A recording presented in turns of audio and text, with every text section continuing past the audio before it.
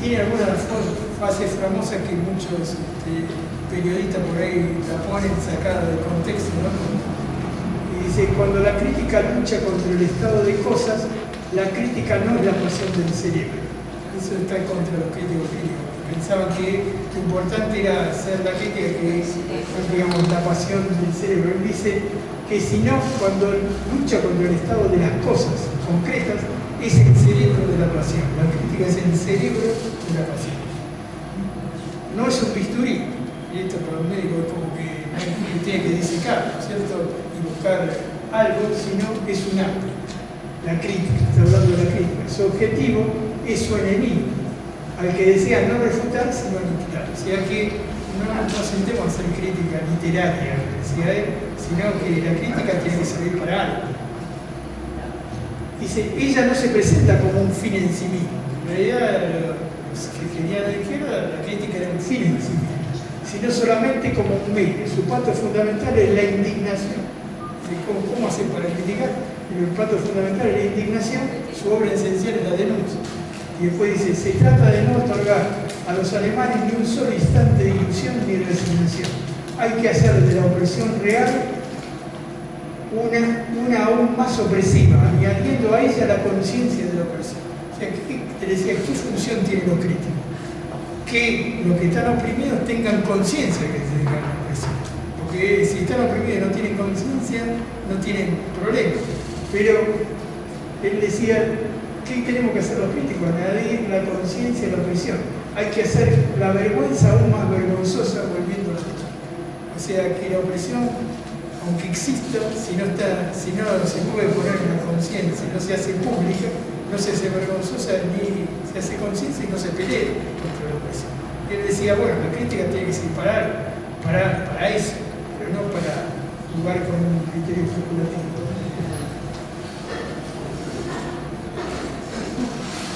Y entonces habla del partido político práctico, se ve acá, no habla de ningún partido, pero dice, en consecuencia no le falta razón al partido político práctico cuando en Alemania exige la negación de la filosofía. Como diciendo, la filosofía se ocupa del cielo, digamos, somos políticos prácticos, neguemos la filosofía, está en otro lado.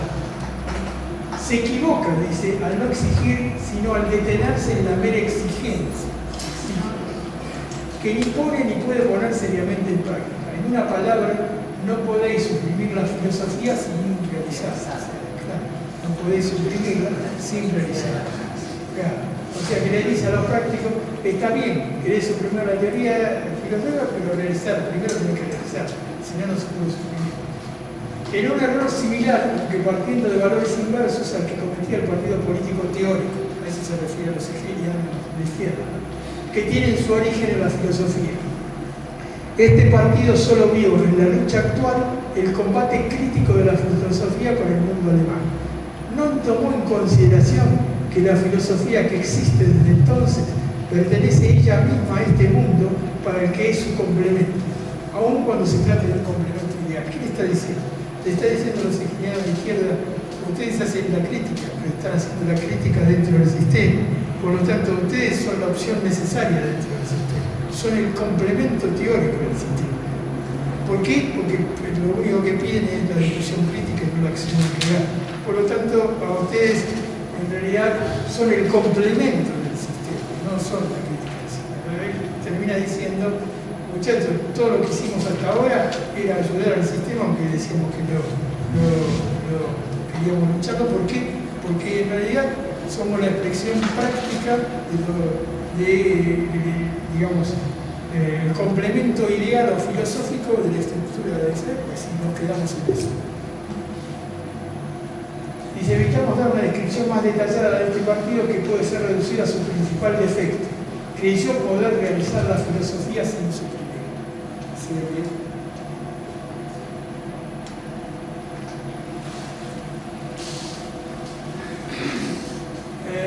Bueno, él, digamos, hace una decidida crítica de la conciencia política en ese momento en Alemania, que por supuesto que era en casa semifeudal.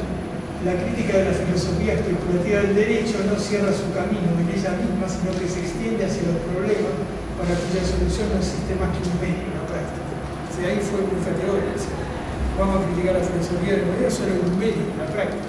Si nos quedamos nada más que criticar la filosofía del derecho de Hegel sin ir a la práctica, en realidad no establecemos ninguna solución. Y después dice, digamos, establece el imperativo categórico de la revolución en el sentido que dice, sin duda, el alma de la crítica no puede reemplazar a la crítica de las armas. Y la fuerza material debe ser derrocada por una fuerza material. O sea, acá invierte los términos. O sea, la crítica no puede reemplazar a la crítica de las armas. Si hay fuerza material y poder, digamos, tiene que haber fuerza material y poder en otro lado para terminar. No obstante, también la teoría se convierte en una fuerza material ni bien prenden las masas. La teoría es capaz de conmover a las masas una vez que ella demuestra autonomismo y ella demuestra una vez que se deviene radical. Radical en esa época quiere decir estar contra el Estado prusiano, y es radical cuando toma las cosas de su raíz. O sea, lo que él expresa acá es que si bien, digamos, la fuerza material debe ser derrocada por la fuerza material, digamos, la teoría, si prenden las masas, también se convierte en fuerza material. Que la única posibilidad de teoría para hacer una fuerza material es que aprendieran las masas, si no, no podría funcionar. Y se hace una pregunta: ¿las necesidades teóricas se convertirán sin transición en las necesidades prácticas? Las necesidades teóricas se convierten sin transición en las necesidades prácticas. Y dice una cosa muy clara. Dice, no basta con que el pensamiento empuje la realización. La realización misma debe presionar hacia el pensamiento. Muy claro, ¿no? O sea, ahí Marx es muy claro. O sea, no es solamente que tenemos que esclarecer a las masas para empujarla, sino que tenemos que aprender de la realización para orientar el pensamiento. Es bien claro. ¿Dónde se encuentra, pues, la posibilidad positiva de la emancipación alemana? Todavía acá habla de emancipación, pero dice respuesta. Está puesta así, dice, hace una pregunta y le pone una cosa que dice respuesta. Dice, la formación de una clase cuyas cadenas son radicales. Formación de una clase que se estaba formando. Digamos, en Alemania, digamos, el proletariado de la minoría. De una clase de la sociedad civil que no es ninguna clase de esta sociedad. De una categoría que es la disolución de todas las categorías, una esfera que posee un carácter universal a la vez que sufrimiento es universal y que ni reclama para sí ningún derecho particular, porque la injusticia perpetrada contra ella no es una injusticia particular, sino la injusticia absoluta. En fin, esta esfera no puede emanciparse sin emanciparse de todas las otras esferas de la sociedad y, en consecuencia, lograr emancipar a esta. Esta disolución de la sociedad examinada como una categoría social particular es el proletariado. Es la primera vez que Marx menciona el nombre del proletariado aquí, y es muy claro, ¿no? O sea que la emancipación de todas las clases sociales va a ser cuando se puede emancipar la clase última que aparece con la revolución burguesa, que es el proletariado. Cuando el proletariado anuncia la disolución del orden del mundo existente hasta el momento, no hace sino expresar el secreto de su propia existencia, ya que es la disolución efectiva de esta orden del mundo. Bueno, y acá todavía tiene un destello hegeliano, o sea, si bien habla de la interacción, le sigue dando importancia al pensamiento. Él dice, la filosofía encuentra en el proletariado sus armas materiales. Igualmente, el proletariado encuentra en la filosofía sus armas espirituales. Esto es, digamos, Hegel siempre lo cita. Y cuando el rayo del pensamiento prenda en las profundidades de este ingenuo, cuando se realizará la emancipación de los alemanes, que hará de ellos verdaderos hombres. Entonces, cuando el rayo del pensamiento prenda en la profundidad del ingenuo suelo popular. Todavía ahí Marx tiene un desvío hegeliano que piensa que el pensamiento en realidad va a expulsar, aunque líneas antes había dicho lo contrario, estaba luchando contra toda su filosofía previa. El cerebro de esta emancipación es la filosofía, el proletariado es su corazón. La filosofía solo puede traducirse en lo real mediante la supresión del proletariado. El proletariado solo puede suprimirse cuando la filosofía se convierta en realidad.